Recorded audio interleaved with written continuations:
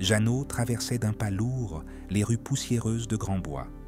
Ses chaussures citadines, en cuir poli brillant sous le soleil de l'après-midi, semblaient déplacées. Port-au-Prince, avec ses marchés animés et ses taxis klaxonnants, paraissait à des lieues. Ici, dans le village de sa grand-mère, le temps s'écoulait différemment. Il rampait, lourd et lent, comme la rivière languissante qui serpentait à travers la vallée. Jeannot avait toujours résisté aux appels de sa grand-mère. Il avait grandi sur le béton, pas sur la terre. Mais ses lettres étaient devenues frénétiques, remplies de supplications qu'il ne pouvait ignorer. Et puis, il y avait les rêves. Nuit après nuit, des figures sans visage aux yeux vides hantèrent son sommeil. Elles marchaient d'une démarche étrange et traînante, leurs corps apparemment maintenus ensemble par des fils invisibles. Les rêves étaient troublants, leur silence plus terrifiant que n'importe quel cri. Ils s'accrochaient à lui comme des toiles d'araignée, leur froid persistant longtemps après son réveil. Jeannot ne pouvait se défaire du sentiment qu'ils essayaient de lui dire quelque chose, le poussant vers ce coin oublié de son héritage. Il trouva sa grand-mère, Manmando, assise sur son porche, le dos droit malgré son âge. Ses yeux, puis d'une sagesse ancienne, reflétaient un mélange de soulagement et d'appréhension en le regardant. « Tu es venu, dit-elle, sa voix basse et rauque. Les esprits ont murmuré, et tu as entendu. » Il ne savait pas s'il avait entendu quoi que ce soit, mais quelque chose l'avait attiré ici, une force plus forte que sa propre volonté. En plongeant son regard dans les yeux de sa grand-mère, il sut que ce voyage n'était que le commencement. Grand-Bois recelait des secrets, il le sentait. Des secrets qui murmuraient dans le vent et dansaient dans les ombres, des secrets intimement liés à son propre sang. Le village était une tapisserie de couleurs vibrantes et de parfums enivrants. Les fleurs d'hibiscus flamboyaient de rouge cramoisi sur le fond du ciel azur. L'air était chargé de l'arôme des épices, mêlé au parfum terreux du sol labouré. Pourtant, sous cette beauté de surface, Jeannot percevait un courant d'inquiétude. Les villageois se déplaçaient avec une immobilité méfiante, leurs voix feutrées même dans le rire. Leurs yeux portaient un regard entendu, un secret partagé qu'ils gardèrent jalousement. Ils accueillirent Jeannot avec une curiosité polie, mais ils sentaient une distance, un mur érigé par des mots tus. Manmando, cependant, l'accueillit à bras ouverts. Elle lui parla de sa lignée, des ancêtres qui marchaient à leur côté. Elle lui raconta des histoires sur les anciennes traditions, sur les esprits qui habitaient les forêts et les rivières. Ses paroles brossaient un monde où le voile entre les vivants et les morts était mince, où la magie bouillonnait sous la surface du quotidien. Jeannot écoutait, captivé et troublé. Il avait toujours écarté ces histoires comme étant du folklore, les vestiges d'un passé qu'il avait tenté de fuir. Pourtant, à mesure qu'il passait ses journées à Grand-Bois, il sentait un changement en lui. La ville, avec son cynisme et sa modernité, semblait s'estomper. Un soir, alors que le soleil plongeait à l'horizon, peignant le ciel de teintes ardentes, il les vit, les silhouettes de ses rêves. Elles se déplaçaient à la lisière du village, se découpant sur la lumière mourante. Leurs membres étaient raides, leurs mouvements saccadés, comme des marionnettes contrôlées par une main invisible. La terreur, froide et primale, lui serra le cœur. Il trébucha en arrière, cherchant refuge dans les ombres. Sa respiration se fit saccader, son esprit vacillait. Les rêves étaient réels, les morts marchaient parmi eux. Manmando le trouva blotti dans l'obscurité, le corps tremblant. Elle ne posa aucune question. Elle le reconduisit simplement à la maison et lui prépara une tasse de thé fort et amer. Tandis que la vapeur lui caressait le visage, elle se mit à parler, la voix à peine plus haute qu'un murmure. Elle lui parla de son arrière-grand-père, Toussaint, un puissant Ungan, un prêtre vaudou. Toussaint, dit-elle, était un homme doté d'un immense pouvoir, capable de communier avec les esprits et de les soumettre à sa volonté. À l'époque de l'esclavage, il avait utilisé sa magie pour aider ceux qui cherchaient la liberté. Il invoquait des esprits, de puissants gardiens, pour protéger les esclaves en fuite. Ces esprits, liés par le rituel et le sacrifice, devinrent des protecteurs invisibles, guidant les esclaves en fuite à travers des forêts dangereuses et des rivières tumultueuses. Mais la magie de Toussaint avait un prix. Les esprits exigeaient le respect, des offrandes et le souvenir. Ils désiraient ardemment l'énergie des vivants, le lien avec le monde qu'ils avaient quitté. Toussaint, dans son zèle à protéger son peuple, fit des promesses qu'il ne put tenir. Il jura que leur sacrifice serait honoré, que leur nom serait prononcé pendant des générations. Mais à mesure que le temps passait et que les blessures de l'esclavage commençaient à se cicatriser, le souvenir de Toussaint et de son pacte s'estompa. Les rituels furent oubliés, les offrandes cessèrent. Les esprits, autrefois protecteurs vénérés, furent abandonnés, leurs sacrifices ignorés. Ces esprits, dit Manmando, la voix empreinte de tristesse, sont restés prisonniers. Ni vivants ni morts, ils errent, recherchant la paix qui leur a été refusée. Ce sont les zombies. Jeannot écoutait, son esprit luttant pour saisir l'énormité de ce qu'il entendait. Les zombies. Il avait entendu les murmures, les récits chuchotés à la lueur vacillante des bougies. Ils étaient l'étoffe des cauchemars, des créatures à craindre et à éviter. Manmando expliqua que les zombies existaient dans un espace liminal, pris entre le monde des vivants et le royaume des morts. Ils n'étaient ni fantômes ni ghouls, mais quelque chose entre les deux. Ils conservaient une apparence de ce qu'ils étaient, mais leurs âmes étaient attachées au monde matériel par les promesses brisées du passé. Ils ne sont pas intrinsèquement mauvais, dit Manmando, sa voix douce mais ferme. Ils sont perdus, irrités par la trahison des vivants. Ils aspirent à la libération, à un retour à la paix du royaume des ancêtres. Elle tendit la main et prit celle de Jeannot, sa poigne étonnamment forte. Ils errent à la recherche de ce qui leur a été promis, à la recherche de celui qui porte le sang de leur invocateur. Le sang de Jeannot se glaça. Il comprenait maintenant pourquoi les zombies hantaient ses rêves, pourquoi il ressentait leur présence avec autant de force. Ils étaient liés à lui, reliés par un pacte conclu il y a des générations, un pacte scellé dans le sang. Le poids de ses ancêtres s'abattit sur les épaules de Jeannot comme un fardeau physique. Il avait passé sa vie à essayer d'échapper aux murmures du passé, aux histoires qui s'accrochaient à lui comme des ombres. Il avait cherché refuge dans l'anonymat de la ville, dans le monde rationnel des faits et de la logique. Mais maintenant, confronté à l'indéniable vérité de son héritage, il réalisa que certains liens ne pouvaient être brisés. Le sang qui coulait dans ses veines portait le poids de l'histoire, les échos d'une magie ancienne et le fardeau d'une promesse brisée. Il passa les jours suivants perdu dans ses pensées, aux prises avec la révélation du passé de sa famille. Le monde qui l'entourait semblait scintiller, les frontières entre la réalité et le surnaturel se brouillant. Il voyait les zombies partout où il regardait, leurs yeux vides le suivant depuis les ombres. Manmando l'observait avec une inquiétude silencieuse.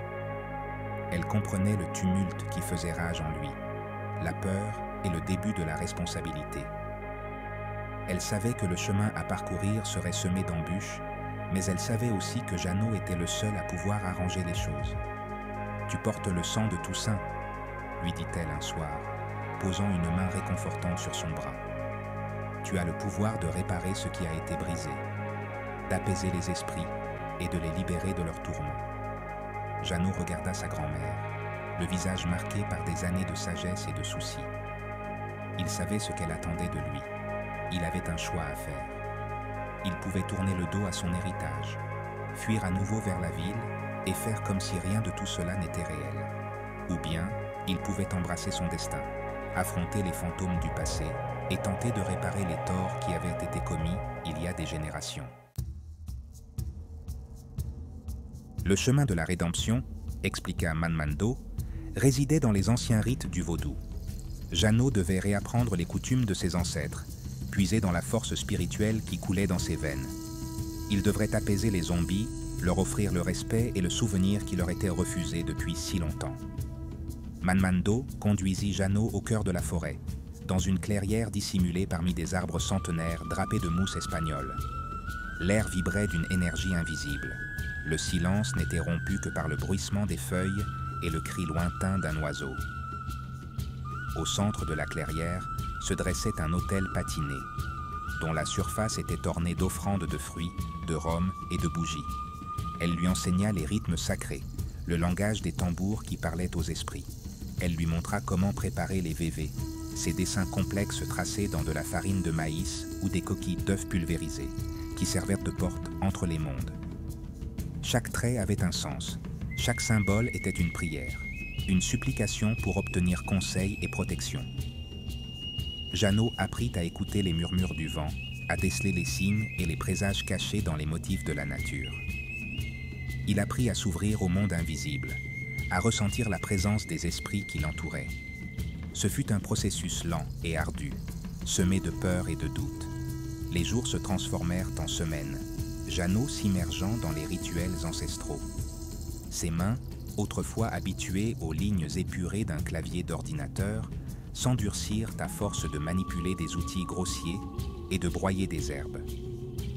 Sa peau, autrefois pâle à force de vivre en ville, s'assombrit sous le soleil implacable des Caraïbes. Il exhume des grimoires oubliés du grenier de sa grand-mère, leurs pages remplies de symboles cryptiques et d'encre délavée. Il étudia la tradition des Loa, ces esprits puissants qui servaient d'intermédiaires entre le monde des hommes et celui des dieux. Il s'entraîna à invoquer leur nom, sa voix tremblante au début, puis se renforçant à chaque répétition. Il apprit à leur offrir des cadeaux, à verser des libations de rhum et de miel sur la terre assoiffée, à apaiser leur faim par des offrandes de nourriture et de tabac. Il n'était plus le citadin arrivé à Grand-Bois quelques semaines plus tôt. Il devenait quelque chose de plus, quelque chose d'ancien et de puissant. Il était en train de devenir un Hungan, un pont entre deux mondes.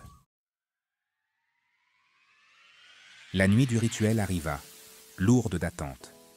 L'air crépitait d'une énergie invisible. La forêt était animée de murmures et d'ombres bruissantes. Jeannot, vêtu de lin blanc, se tenait devant l'autel, le cœur battant à tout rompre. Il s'était préparé méticuleusement, suivant les instructions de Manmando, avec une concentration inébranlable. Il avait rassemblé les objets sacrés, la marmite en fer, la machette, la bouteille de clairin. Il avait dessiné les vévés sur le sol, leurs motifs complexes brillant faiblement sous la lumière de la lune. Les tambours commencèrent leur rythme hypnotique, un battement primal qui résonnait au plus profond de l'âme de Jeannot. Il sentit une vague de puissance lui parcourir les veines, un mélange de peur et d'exaltation. C'était le moment de vérité. Il commença à chanter, la voix basse au début, puis de plus en plus forte à mesure qu'il invoquait les noms des Loa.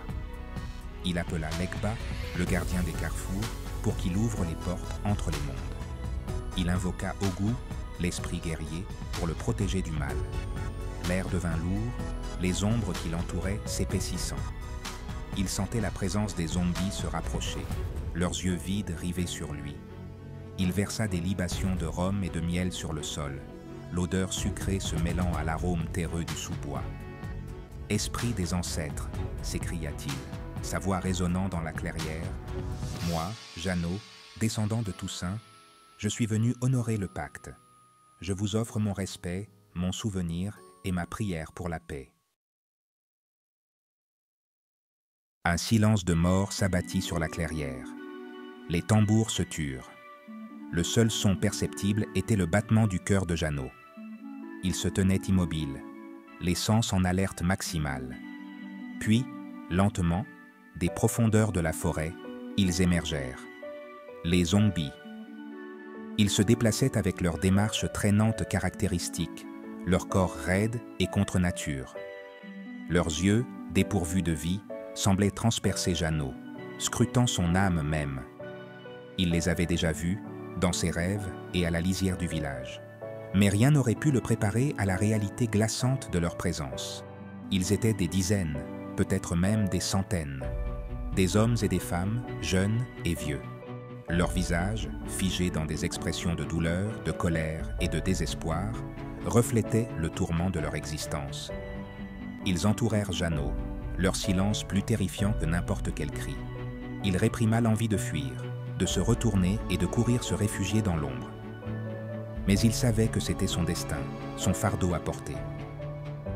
Il ferma les yeux, prit une grande inspiration et commença à parler. Il parla de Toussaint, de son courage et de sa compassion. Il parla du pacte qui avait été conclu, des sacrifices qui avaient été oubliés. Il reconnut la douleur et la colère des zombies, l'injustice de leur sort. Il leur offrit son pardon, sa promesse qu'ils ne seraient plus jamais oubliés. Il versa d'autres libations sur le sol, l'odeur du rhum et du miel emplissant l'air. Il chanta les rythmes sacrés, sa voix se faisant plus forte, plus confiante. Tandis qu'il parlait, il sentit un changement dans l'atmosphère. L'air, autrefois lourd d'appréhension, commença à s'éclaircir.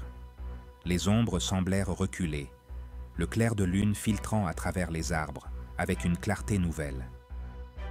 Il ouvrit les yeux et regarda les zombies.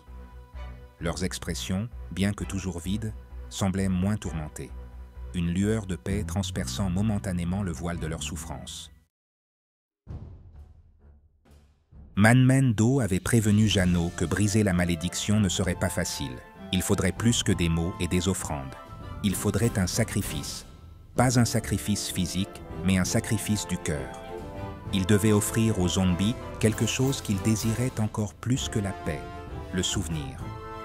Il devait promettre de garder leur mémoire vivante, de raconter leurs histoires, de s'assurer que leur sacrifice ne serait jamais oublié. Et ainsi, le cœur lourd, Jeannot commença à parler. Il parla de chaque zombie individuellement, prononçant leur nom, reconnaissant leur douleur et honorant leur mémoire. Il tissa leurs histoires ensemble, créant une tapisserie de courage, de résilience et de force inébranlable de l'esprit humain. Il parla de leur vie avant qu'ils ne soient réduits en esclavage, de leur famille, de leurs rêves, de leurs espoirs d'un avenir meilleur. Il parla de leur souffrance sous la main brutale de l'esclavage, de leur soif de liberté.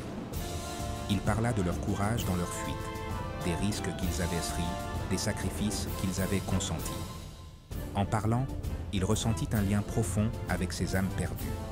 Il ne les voyait plus comme des monstres, mais comme des victimes, comme des êtres humains à qui l'on avait refusé leur dignité et leur liberté. Il jura d'honorer leur mémoire, de faire en sorte que leurs histoires soient racontées pendant des générations. Et alors que les premiers rayons de l'aube perçaient à travers la canopée, baignant la clairière d'une douce lumière dorée, quelque chose de miraculeux se produisit. Les zombies commencèrent à s'estomper. Leurs formes, autrefois solides et menaçantes, devinrent translucides, leurs contours se brouillant. Ils se transformèrent en particules de lumière qui tourbillonnaient et dansaient dans l'air, leurs cris d'angoisse se muant en doux murmures de paix. Jeannot regarda avec admiration le dernier des zombies disparaître, leur présence remplacée par un profond sentiment de tranquillité. Il avait réussi. Il avait brisé la malédiction. Il avait tenu la promesse faite il y a des générations. Et en agissant ainsi, il avait trouvé sa propre rédemption.